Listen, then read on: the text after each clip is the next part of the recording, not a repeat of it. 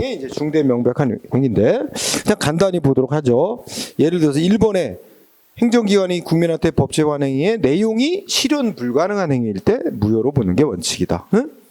그러니까 이게 실현 불가능은 법적으로도 안 되는 것도 있지만 안 되는 것도 있고 법적으로는 가능해도 이 현실적으로 불가능한 거 이런 게 이렇게 나눌 수 있지. 그래서 예를 들어 뭐 청소년에게 술 담배 파는 걸 영업허가한다. 이건 법적으로 안 되는 거고 법적으로 실현 불가능한 행위. 그건 무효야. 그런 허가를 내줘도 그지? 그다음에 뭐 5층 허가를 내주면서 5분 내에 완공해야 한다. 이러면 현실적으로 실현 불가능한 행위잖아.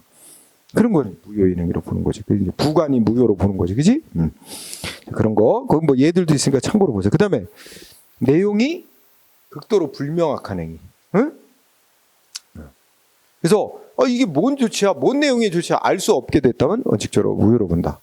예를 들어서 희망사항이지만 내가 건물이 5채가 있는데 나한테 뭐가 나냐면 당신 건물 불법 건물이니까 언제까지 철거하래.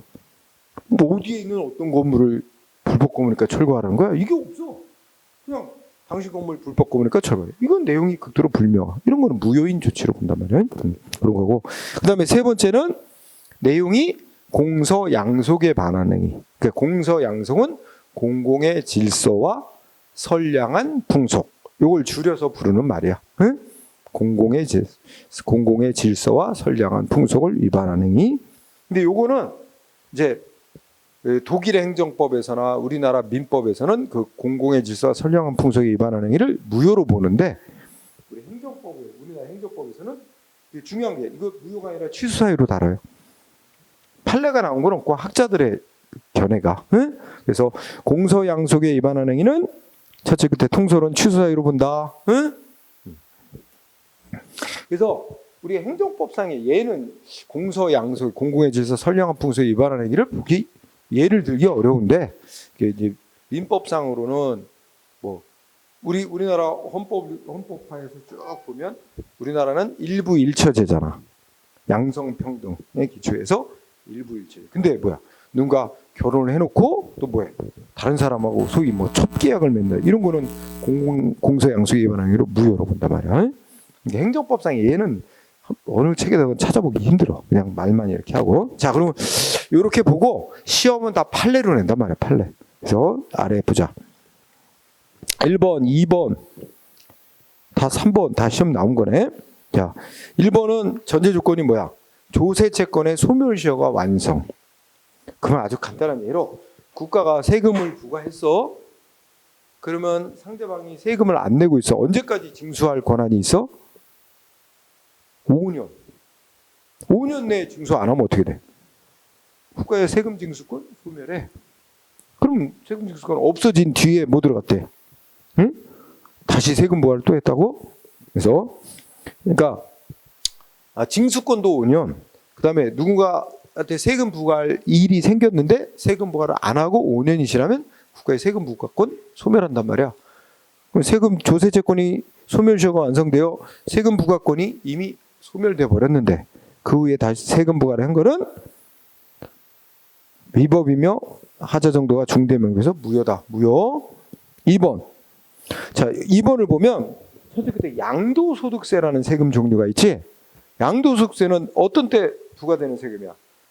땅이든 건물이든 어떤 부동산을 갖고 있다가 다른 사람한테 양도했을 때, 팔거나 했을 때, 그럼 그 차액에 대해서 뭐 1억짜리 땅을 내가 1억에 사가지고 땅을 1억에 사서 2억에 팔았어. 그럼 양도 차익이 1억이 생겼잖아.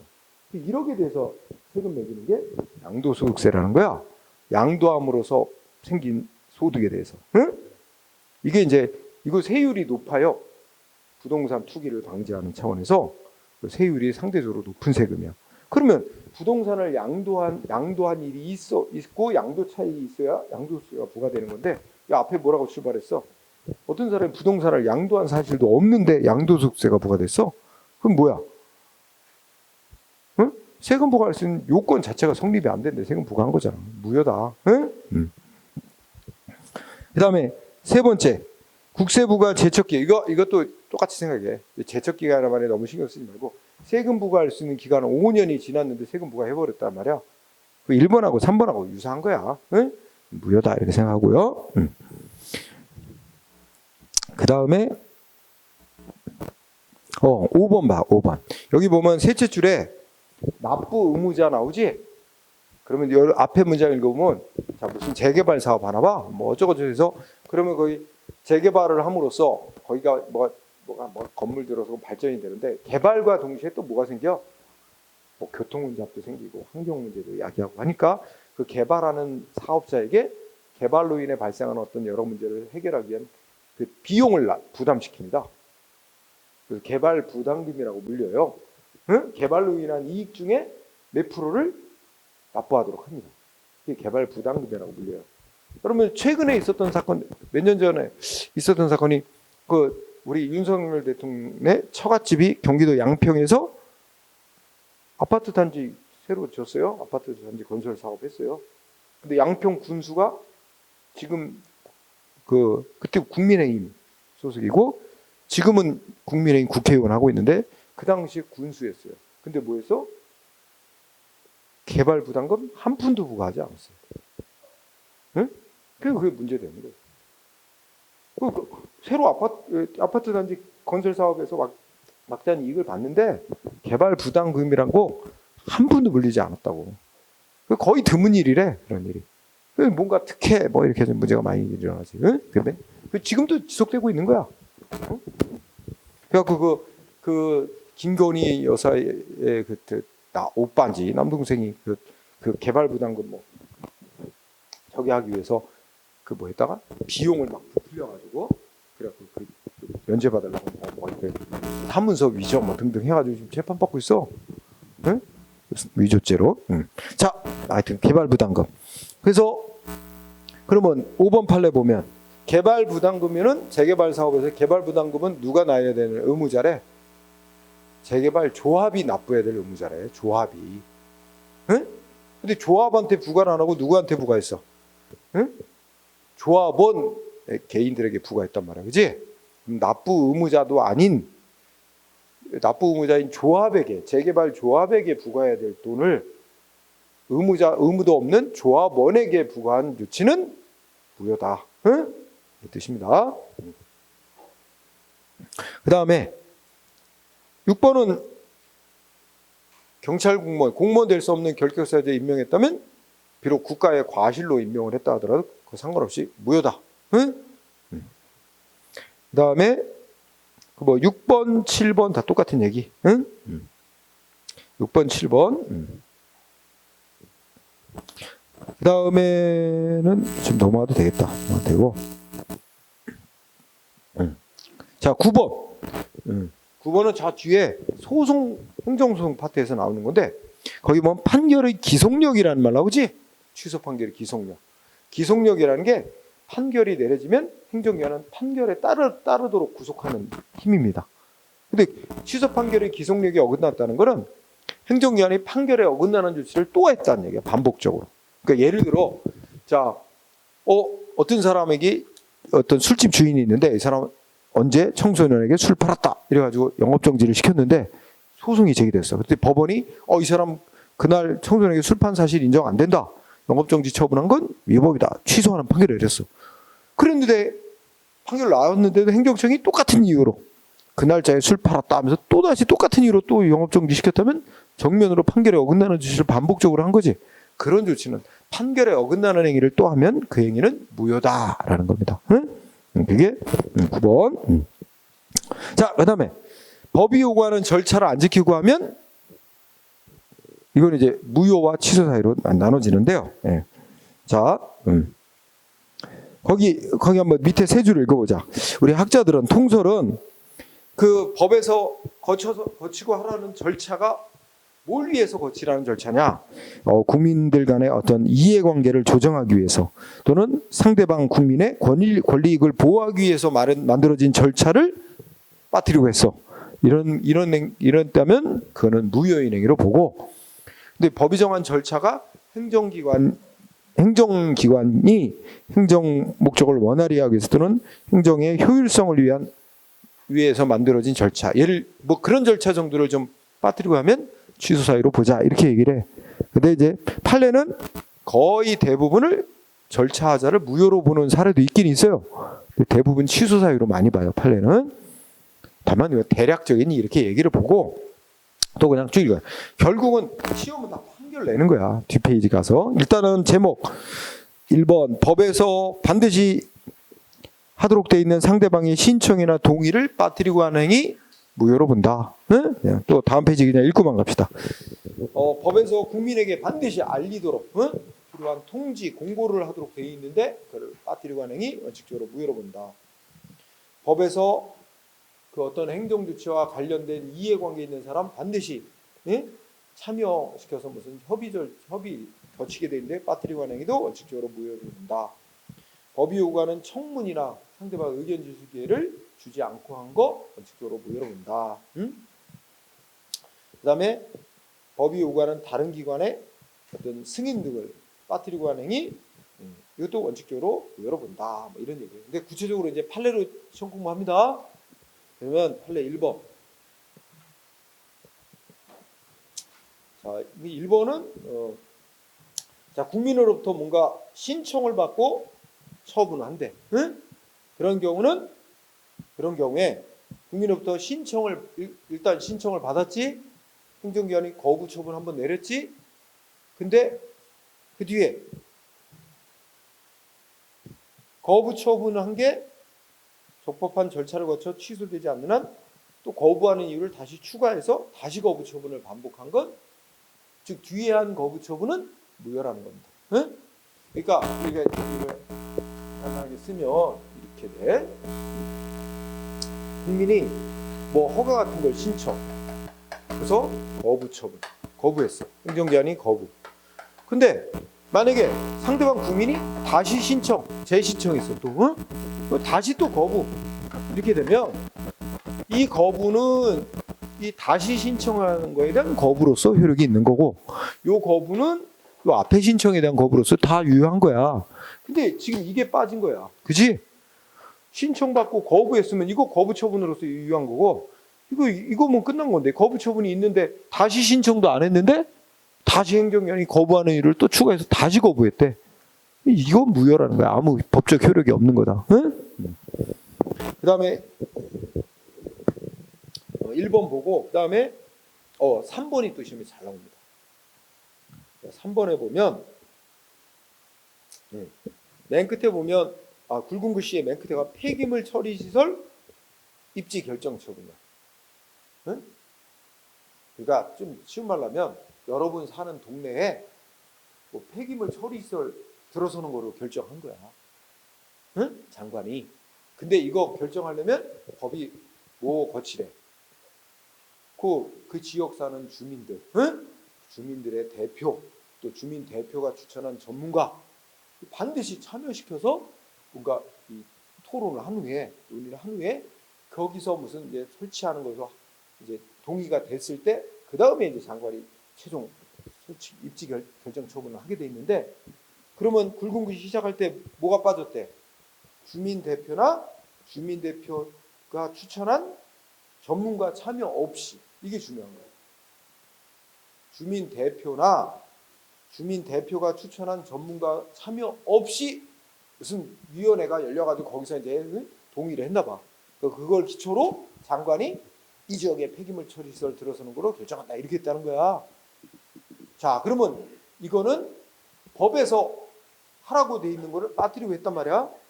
근데 이거는 특히나 그 지역 주민들의 생활 환경상 이익을 보호하기 위해서 이렇게 반드시 주민 대표, 주민 대표가 추천한 전문가 꼭 참여시켜가지고 의논하도록 한 건데, 그거는 중요한 규정이다.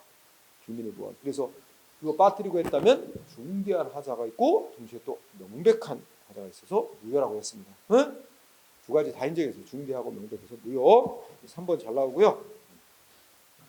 4번도 알아둡시다. 여기 보면 두 번째 줄에 인사교류 뭐 이렇게 나오잖아. 그죠? 셋째 줄에도 인사교류 나오고.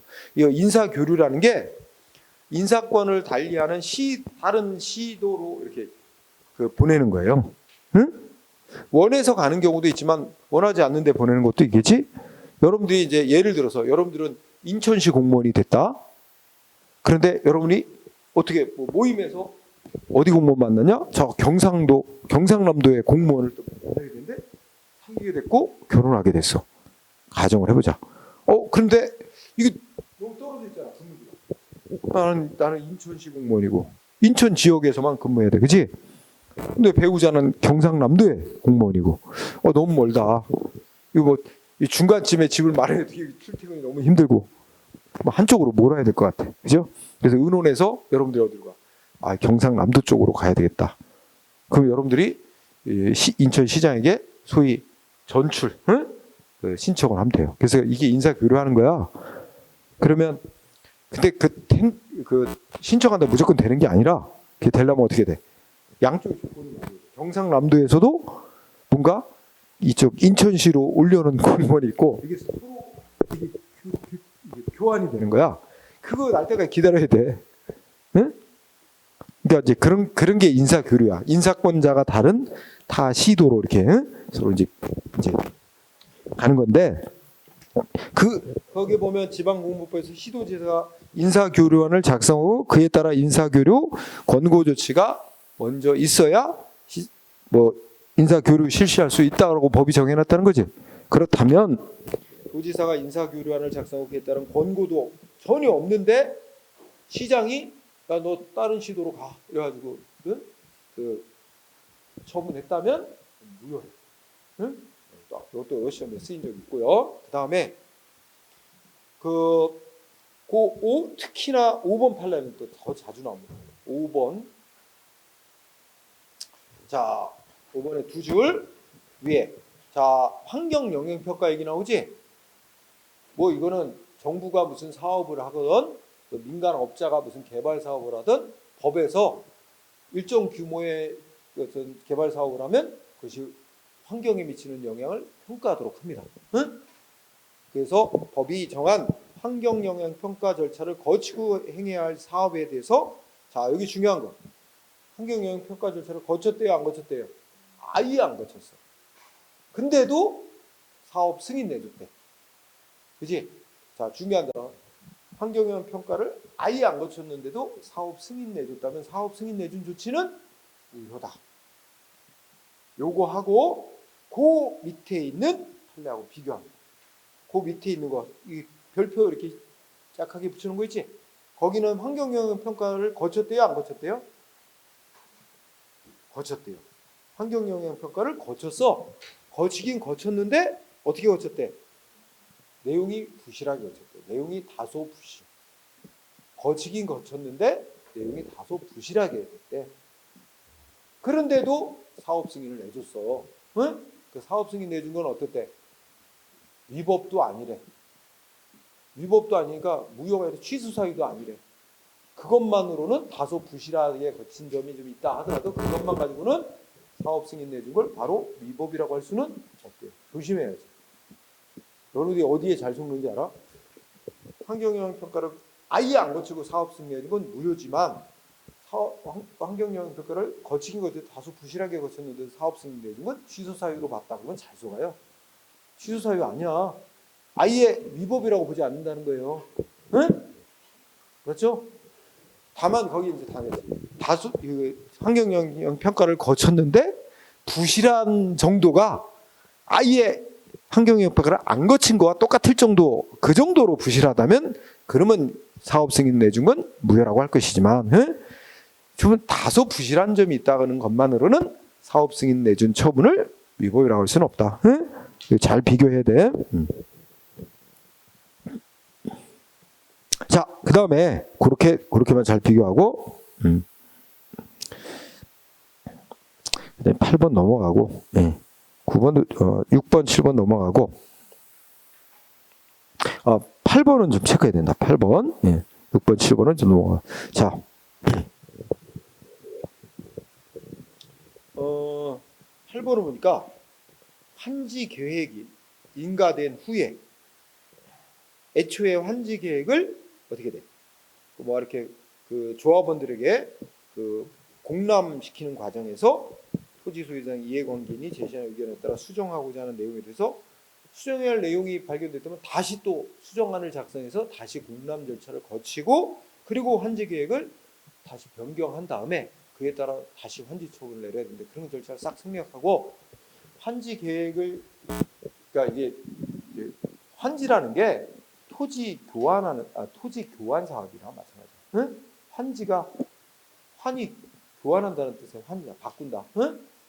지는 땅이고 그러니까 이 환지 토지 구획 정리 사업 같은 것에서 하는데 이렇게 땅이 어느 지역이 여기가 이제 무슨 그 사업 구역으로 지정돼 있다고 한다면 이 사업 구역 안에 땅들이 막 이렇게 이렇게 우퉁불퉁 막 이렇게 되는 거야. 이러면 이 사업 시행자들이 요렇게 딱 구역을 지정받아서 요 구역 안에 여기를 싹 밀고 어떻게 여기를 딱 바둑판머니처럼 땅을 딱딱 나누는 거야. 이렇게 개발 사업. 이렇게 한다면 어떻게 돼? 요 안에 땅 갖고 있던 사람들한테 땅을 새로 이제 다방 모양으로 조성된 땅을 배분해 주는 거야. 교환해 주는 거야. 이런 게 환지 사업이야. 그러면 이거 이제 계획을 짜지. 이렇게 해서 사업 마치면 어느 땅은 정리가 된 땅은 누구한테 분배하고 어느 땅은 누구한테 분배하고 뭐 이렇게 다 계획을 짰는데 계획을 짜서 관할 행정청에 신청해서 계획 문제 없다 하고 인가 승인을 받았단 말이야. 근데 그 뒤에 이제 왜 했어? 응? 그 인가받은 환지 계획을 이제 토지 소유자들에게 다 이제 보여준다고 응?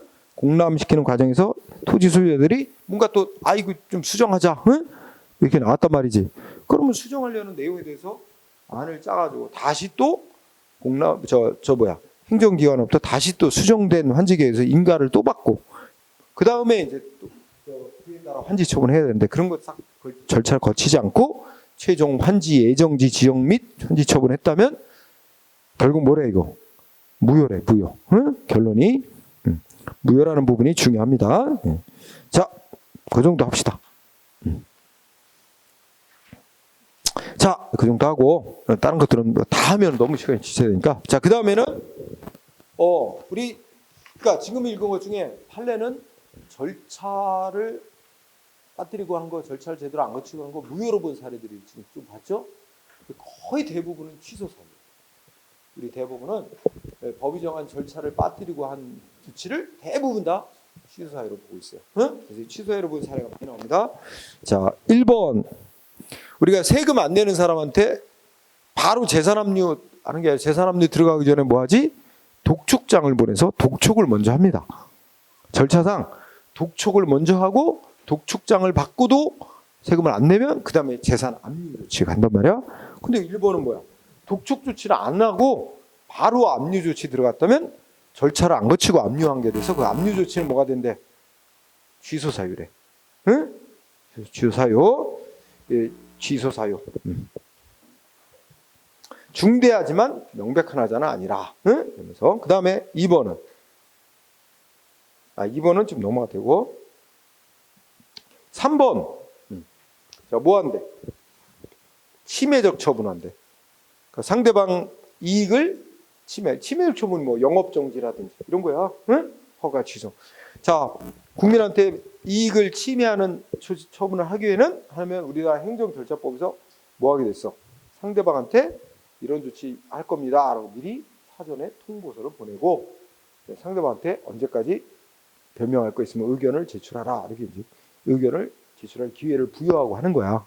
근데 이제 물론 그 사전 통지 및 의견 제출기를 안 주고 해도 되는 예외 사유가 있어요. 또 법이 정한 예외 사유에 해당한다면 뭘까? 그렇지도 않은데 국민한테 불이익한 조치를 하면서 사전 통지 이런 절차를 안 거치고 했다면 뭐가 된대? 그 조치는 위법이다. 취소될 수밖에 없다. 여기도 잘 나오고요. 3번. 그래서 3번은 사전 통지 의견 제출 기회 안 준 거 불이익 처분이에요. 4번은 청문 절차를 안 거친 거. 청문 나중에 또 배우기로 하고.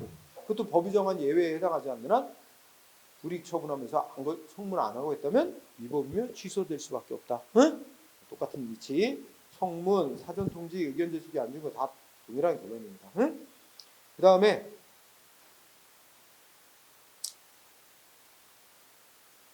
7번 시험이 나왔습니다. 자, 7번은 어떤 걸까? 학교 보건법상 애들 학교 앞에 술집이나 모텔 허가를 내준다. 그럼 시장 군수가 애들 초등학교 앞에 모텔이나 술집허가 원칙적으로 못 내주게 돼 있어. 예외에 해당하면 이제 내줄 수도 있는데 그때는 반드시 학교환경위생정화심의위원회라고 하는 학부모나 선생님이나 뭐 그 지역 뭐 시의원이나 이런 사람들 포함되어 있는 학교환경위생정화심의위원회 심의를 거치게 돼 있는데 그 심의를 안 거치고 시장 군수가 그냥 모텔이나 술집 허가를 학교 앞에 내줬다면 그 뭐래? 여기서 중요한 건 심의 절차를 빠뜨린 거지. 학교환경위생정화위원회의 심의 절차를 누락 빠뜨리고 한 허가 조치는 취소 사유. 응? 대부분 다 절차는 취소 사유. 오른쪽에 또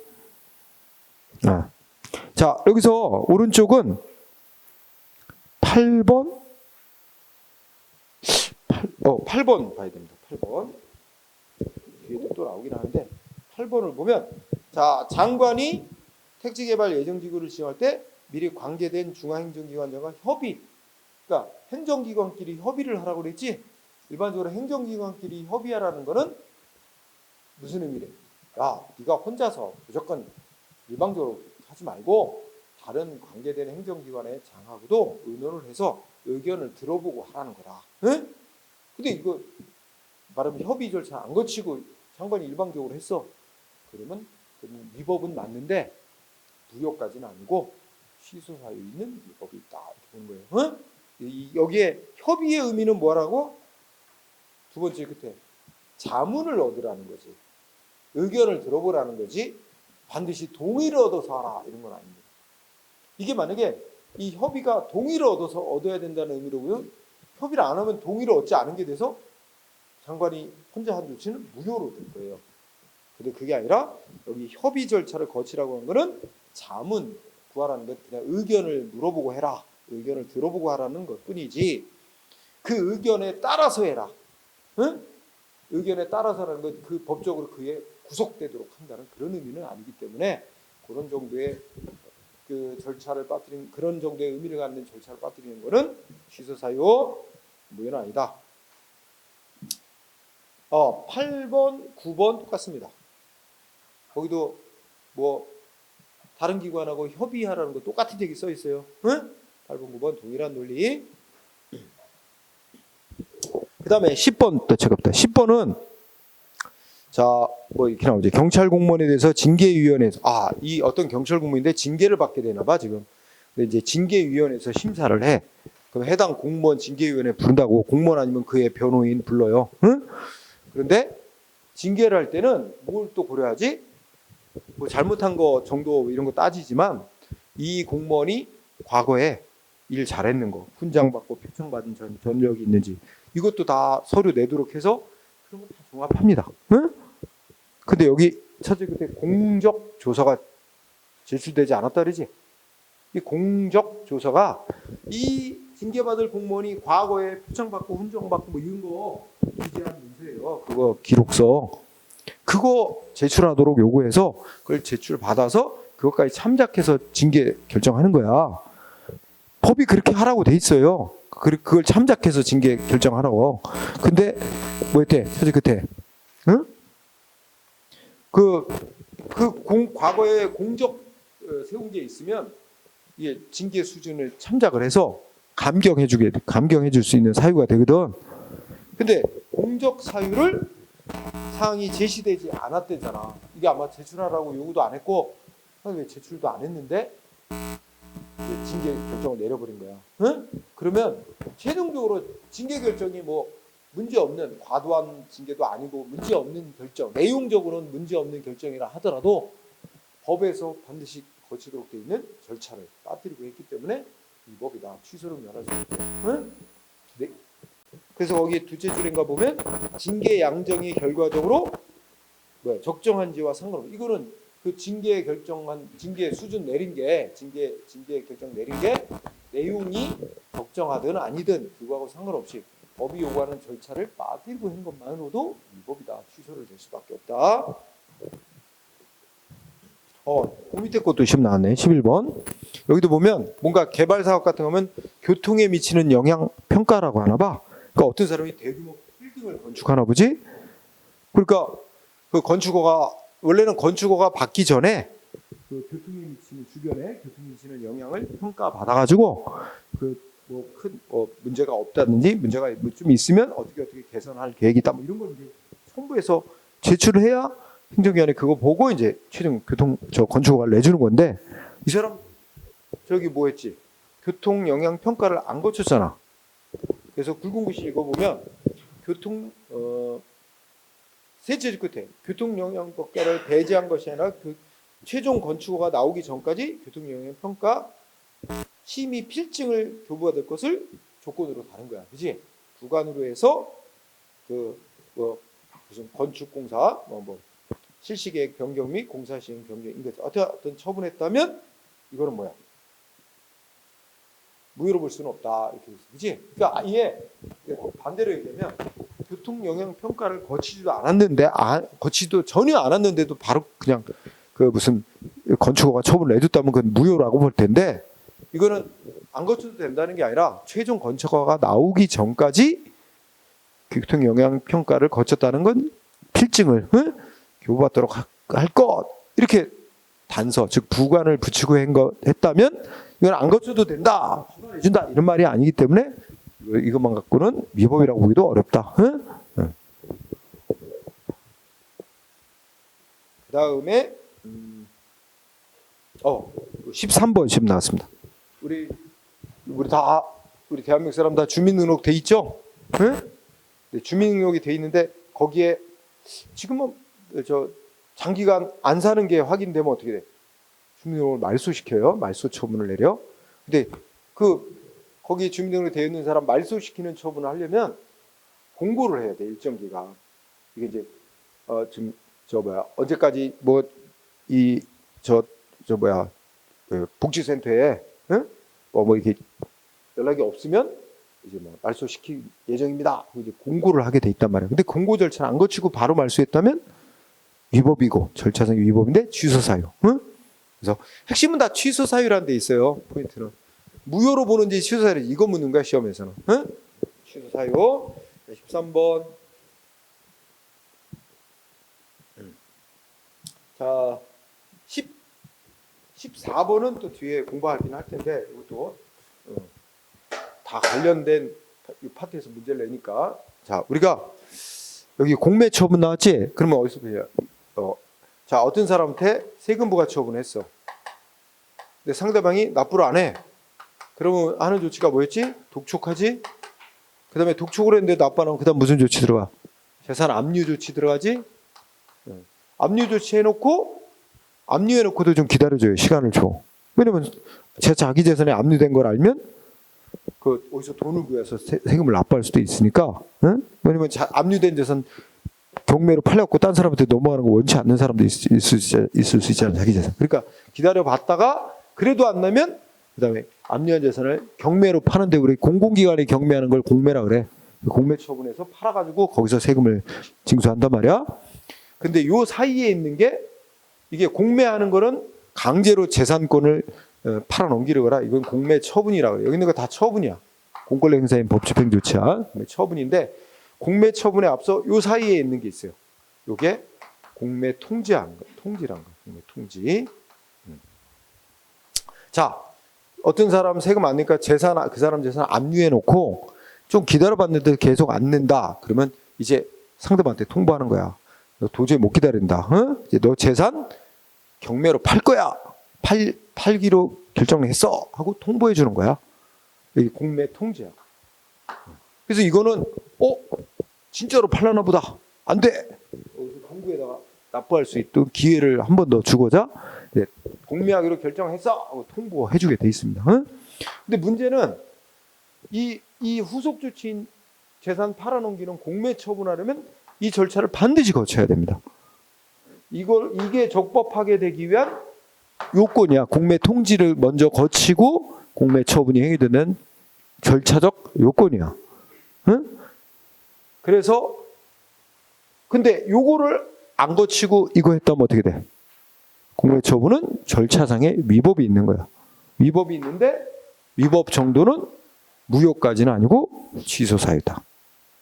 그 얘기입니다. 그래서 셋째 줄이지 공매 통지라는 절차를 안 거치고 곧바로 공매 처분을 했다면 그 공매 처분은 절차상 하자 있는 처분이기는 하는데 무효까지는 아니고 취소사유다. 응?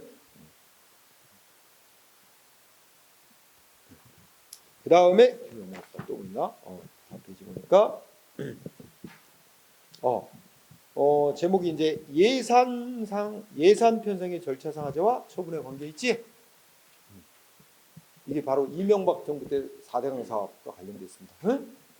자, 우리 이명박 정부 때 4대강 사업을 실시하면서 이 4대강 사업이 그 돈이 엄청나게 들어간 사업이었죠. 근데 그 예전에 그 이명박 대통령 시절에 4대강 사업을 하려고 하면 법이 뭐라고 법률에 대통령령인가에 뭐라고 되냐면 얼마 이상 5천억 이상인가 같은 5천억 이상인가 이 돈이 들어가는 개발 사업을 하려면 뭐를 해야 되면 소위 예비 타당성 조사라는 걸 꼭 거쳐야 됩니다. 예타라고 추렴을 하잖아요. 그래서 언론에서도 많이 나오대. 예비 타당성 조사라는 걸 반드시 거쳐야 돼요. 예비 타당성 조사가 이 사업을 했을 때 들어가는 비용과 이 사업이 완공되면 효과가 얼마나 발생하나 BC 분석하는 거야. 그래서 BC 분석 결과 비용 효과, 비용 편익 분석 결과 1이 넘어야 돼. 그래야 사업성이 있는 거야. 1이 1보다 낮으면 사업성이 떨어져서 그 사업 예타 통과 못하면 그 사업 진행 안 합니다. 응? 그런데 우리 이명박 대통령은 이제 그거를 하면 몰라 사업성이 BC 분석이 1이 넘지 않을 거라고 예상이 됐는지 아니면 그런 절차를 거치면 또 시간이 많이 걸려요. 막 1년 막 지체되고 이러니까 자기 임기 내에 못할 거라고 생각을 했는지 뭐했어? 이 대통령령을 고쳤어요. 그래갖고 무슨 뭐 돈이 뭐 얼마 5천억인가 이상 들어가는 사업이더라도 뭐한데 그 물 관리, 치수 뭐 이런 그런 그런 목적으로 하는 사업은 그런 예비 타당성 조사를 안 거쳐도 된다 이런 식으로 예외 조항을 딱 만들어서 그래갖고 이제 그 절차를 안 거치고 이제 사업을 진행한 거야. 그리고 막 한겨울에도 콘크리트 부어가면서 임기 내에 완공하려고 애를 썼지.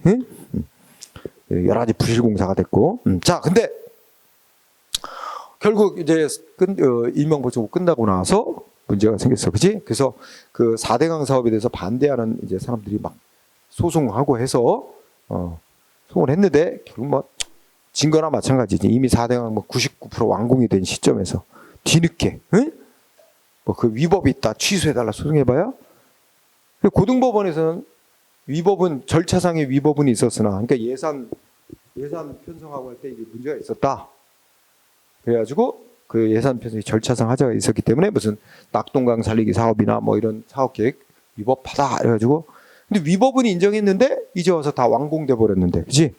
취소하기는 공익상 곤란하다. 무슨 판결했냐면 사정 판결이란 걸 내렸어요. 고등법원. 근데 양쪽 다 소송한 국민 측에서나 또 정부 부처에서나 다 그 판결에 불복. 다 같이 대법원에 마지막 상고를 했어. 대법원은 그 고등법원 판결을 뒤집었어요. 사정 판결 내리지 않고 그 여기 나와 있듯이 자 어떤 사업을 추진해서 예산을 편성할 때 문제가 있었다 하더라도 실제 이제 최종적으로 행해진 처분하고는 별개로 취급한 거야. 그래서 그 예산 편성에 하자가 있었다고 그 예산을 집행한 처분이 곧바로 위법이라고 볼 수는 없다. 그래서 4대강 사업은 위법이 아니라고 판결했어요. 대법원이. 네? 결론은 위법이 없었다. 자, 그래서 핵심은 그거예요. 첫째 줄 끝에 뭐라 그랬어? 셋째 줄 끝에. 결론은 마지막 두 줄이다. 예산 편성에 있어 절차상 하자가 있다는 사정만으로는 그 예산을 집행한 그 처분에 취소서에 해당할 정도의 위법이 있다고 보기는 어렵다. 그러니까 이게 별개로 본다는 거예요. 예산 편성하고 그 예산을 집행한 처분 사이를 별개로 취급했어요. 자, 그 다음에 그 밑에 그 판례도 앞에서 한번 언급했었지. 자, 그 까만색 글씨 한번 읽어봅시다. 뭐래요? 민원 사무를 처리하는 행정기관이 민원 1회 방문 처리제를 시행하는 절차의 일환으로서 민원사항 심의 조정 등을 위한 민원조정위원회를 개최. 그러니까 민원 신청이 들어왔고 민원조정위원회를 개최하면서 민원을 신청한 사람에게 회의 날짜를 통보를 안 해줬어. 그러면 민원 신청한 사람은 민원조정위원회에 참석을 못했겠지? 그러니까 자기가 하고 싶은 말 의견 제시를 못할 기회를 못 가졌겠지? 그렇다 하더라도 원칙적으로 뭐 그래서 이제 민원조정위원회가 열렸고 민원이 참석 못한 채 통보를 안 했으니까 회의가 열렸고 거기서 그 민원 신청에 대해서는 거부하는 쪽으로 결론이 났어. 그래서 상대방한테 민원 거부 처분이 내려졌지. 자, 이랬다 하더라도 그것만 갖고 위법이라고 할 수는 없다. 최종 거부 처분이. 응?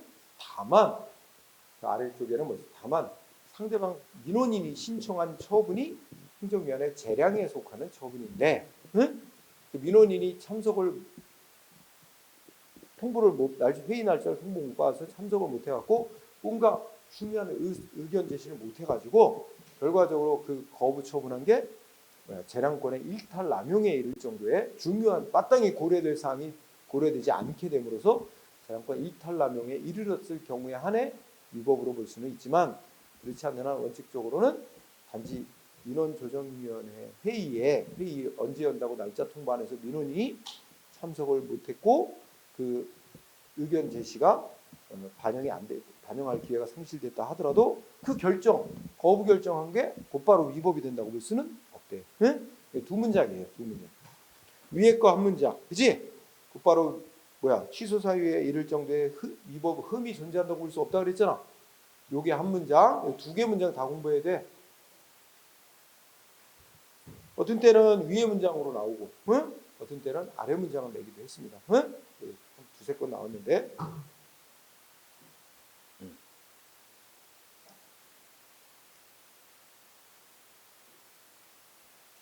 그 다음에 그 밑에 거는 뭐야? 이거는 저 뒤에 행정심판법 규정이야. 자, 우리 국민들은 자기한테 무슨 영업정지 처분이 나는데 이게 나 승복이 안 돼. 이거 어떻게 해야 될지 잘 모르잖아, 그지? 그래서 이거 뭐 돈도 안 들고 시간도 신청하면 60일 안에 판정 나오는 그런 절차 있어요. 행정심판이라는 절차. 이런 걸 좀 활용할 수 있도록 하기 위해서 어떻게 했어? 법에서 국민이 누구한테 영업정지 처분이나 이런 걸 내릴 때는 그 영업정지 처분하는 문서에 못 쓰래. 여기에 승복이 안 되신다면 언제까지 90일 안에 어디 행정심판위에 행정심판 취소해달라고 청구할 수 있습니다. 이런 거 알려주도록 돼 있어요. 법이 알려주라고 행정위원회 의무로 정해놨어. 응? 그런데 행정위원이 영업정지 처분 내리면서 그거 안 알려주고 했단 말이야. 이 영업정지 처분에 대해서 행정심판 청구할 수 있습니다. 언제까지? 이거 안 알려주고 영업정지 처분 내렸다 하더라도 그건 위법으로 안 본다. 응? 자, 그래서 그러면 첫째 왜 그렇게 하냐? 여기 첫째 행정심판법에 고지 절차에 관한 규정이라고 있지? 이게 고지가 국민에게 알리도록 한 규정이야. 행정심판 이런 절차가 있다는 걸 알리도록 한 규정은 무슨 의미로 규정한 거래? 상대방이 행정심판 절차를 밟는데 편의를 제공하는데 그 의의가 있는 것이고, 행정청이 이 알려야 되는 의무를 이행 안 한 경우에는 법에서 알려줘야 되는 의무를 이행 안 하면 예를 들어서 언제까지 행정심판을 청구할 수 있습니다. 기간을 안 알려줬다면 90일이 지났어도 그 처분이 있은 날로부터 180일 안에만 청구하면 되도록 법이 또 별도의 효과를 정해놨고, 어디다가 청구했는지를 안 알려줘가지고 상대방이 엉뚱한 데 청구서를 제출했으면 그 엉뚱한 청구서를 받은 기관은 제대로 된 기관에게 보내주도록 돼 있고, 그 엉뚱한 데 청구서를 낸 때부터 이 사람은 적법하게 청구를 한 거로 인정해 주도록 딱 규정이 있어요. 그러니까 행정기관이 행정심판에 관한 사항을 제대로 고지를 안 해주거나 안 알려주면 그에 따른 국민에게 유리하도록 다 효과가 별도로 정해져 있지. 이런 점에 비춰보면 어떻게 돼? 응? 그 고지를 행정청이 안 했다 하더라도 제기간이 연장이 된다든지 또 엉뚱한 기관에다 청구서를 냈을 경우는 그때부터 적법한 청구로 인정을 해준다는 등의 이런 법이 정한 효과가 발생할 뿐, 고지를 안 한 채로 영업정지 처분했다 해서 그 영업정지 처분 자체가 위법인 거로 되는 건 아니다. 응? 이게 원래 행정심판에서 나오는 건데 시험 문제는 막 하자 뭐 이거 다룰 때 거기다도 껴놓고 막 그래. 출제자는 앞에 있는 거 내용에 관한 판례 놓고 막 뭔가 연관성만 있으면 묶어갖고 막 내. 응? 우리가 제일 수험생이 공부하기 좋은 건 어디 한 군데 파트에 거기에서만 다 지문을 꾸미면 좋잖아. 근데 관련성이 있다 하면 저 끝에서 저 앞에서 다 갖다 놓고 지문을 구성한다니까. 그런 게 어렵지, 그지? 자, 그렇게 공부하고 그다음에 요 예, 형식에 관한 하자. 간단하니까. 형식은 가장 대표적인 게 뭐야? 법에서 우리 행정처분은 보통 원칙적으로 국민하고의 명확성을 위해서 문서로 하게 되는 게 원칙이에요. 그래서 법에서 문서로 하게 되는 걸 문서로 안 한다든지 이러면 무효. 또 우리가 허가, 여러분 인천시장이 허가하는 문서에는 당연히 뭐가 지키겠어? 인천광역시장 이름, 뭐 직인 딱 지키겠지. 이런 거 빠졌어. 인천광역시장 도장 빠졌어. 직인. 이러면 이거 아무 효력이 없는 그런 거예요, 원칙적으로. 응? 네, 그런 얘기 쓴 겁니다. 그래서 넘어가세요. 판례로만 봐, 판례. 자, 1번 중요합니다. 첫째 줄에 뭐라 했지? 행정절차법 24조 위반. 행정절차법 24조에 뭐라고 써있대? 행정처분 처분할 때 원칙적으로 특별한 규정이 없는 문서로 하도록 되어 있습니다. 그 얘기는 문서로 하도록 되어 있는 처분을 문서로 안 하면 뭐가 된다? 무효다 이겁니다. 시험 잘 나와요. 그러면 2, 3번 다 무효로 본 거지? 아까 얘기했듯이 넷째 줄에 뭐라 했어? 누군가가 운전 면허 정지 받게 됐어. 근데 그 사람 마침 경찰서에 온 거야. 이거 경찰관이 잘 됐다. 당신 운전면허 언제부터 언제까지 정지됩니다. 말로 구두로 알려줬대. 구두로 알려줬는데 그 사람 그 뒤에 운전하고 다니다가 또 걸렸어. 그러니까 이 사람 뭐로 걸린 거야? 면허 정지기간 동안에 운전했다. 그래서 무면허 운전죄로 지금 재판에 넘겨졌어. 근데 결론은 무죄야. 왜? 이 사람 구두로 말로다가 면허 정지했다고 경찰관이 알려준 거 무효다. 그럼 이 사람 면허 정지된 적이 없으니까 응? 면허 정지기간 동안에 운전하면 무면허 운전죄가 되거든. 면허 정지기간 동안에는 운전면허 효력이 없는 상태가 되니까. 근데 이 사람 면허 정지된 적이 없으니까 무면허 운전죄 해당하지 않는다. 무죄야. 응? 그런 거였고 3번은 아니 소방서장이 우리 학원에 소방시설 뭔가 불량하다. 언제까지 보완해라 하고 소방시설 보완 명령 내렸어. 의무부가 했어. 근데 뭘로 했대? 말로다가 문서로 해야 효력이 있는 건데 말로 한 거 무효다. 그지? 무효면 위반했어도 죄가 안 돼요. 같은 얘기야. 1, 3번. 그 다음에 형식을 제대로 안 거치고 했는데 무효로 안 본 사례 있죠? 밑에 보면 1번 1번 판례도 공부해야 됩니다. 1번 쭉 시작합니다. 세금 고지서에 관해서 법 규정 보면 법에서 반드시 고지서에 기재하게 돼 있는 사항들이 있는데 정해놓은 게 있는데 그런 기재사항을 빠뜨리고 하는 건 빠뜨리고 하면 세금 부과는 원칙적으로 위법이 되는 거다. 응? 다만 두 번째 끝에 납세 고지서 작성과 관련된 하자. 이게 제목이야. 그러니까 세금 고지서 작성을 잘못한 거야. 공무원이 담당 공무원이 납세 고지서 작성과 관련된 하자는 뭐야? 그 고지서가 세금 낼 의무자에게 송달이 된 이상은 과세처분의 본질적 요거 밑줄 과세처분의 본질적 요소를 이루는 건 아니다. 이게 중요합니다. 본질적 요소를 이루는 건 아니기 때문에 세금 부과 처분이 취소할 사유는 돼도 무효로까지 만들지는 않는다. 응? 중요합니다. 본질적 요소가 아니라고 보기 때문에. 그러니까 세금 고지서 작성과 관련된 흠은 세금 부과 처분을 위법으로 만들긴 하는데 무효로까지는 아닙니다. 본질적 요소, 세금 부과 처분의 본질적 요소를 이루는 건 아니라고 보기 때문에. 그 다음에 뭐 2번, 3번 똑같습니다. 자, 반드시 세금 고지서에 기재해야 될 세금액 산출한 근거사, 세금액 산출 근거 조항이 기재되지 아니한 세금 고지서라든지 세금 납부할 금액, 산출 근거, 기한과 납부 장소 이런 거 누락된 그 고지서에 의한 부과처분은 당연히 위법이죠. 응? 법에서 반드시 기재하도록 된 사항을 누락한 위법은 있으나 무효까지는 아니다. 취소 사유 3번도 똑같습니다. 반드시 고지서에 기재할 사항을 빠뜨린 거다. 취소 사유.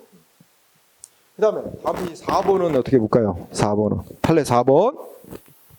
자, 누군가한테 개발부담금 부과처분하면서 언제까지 납부해라 고지서를 보낸데 고지서에 자 중요한 건 이거지.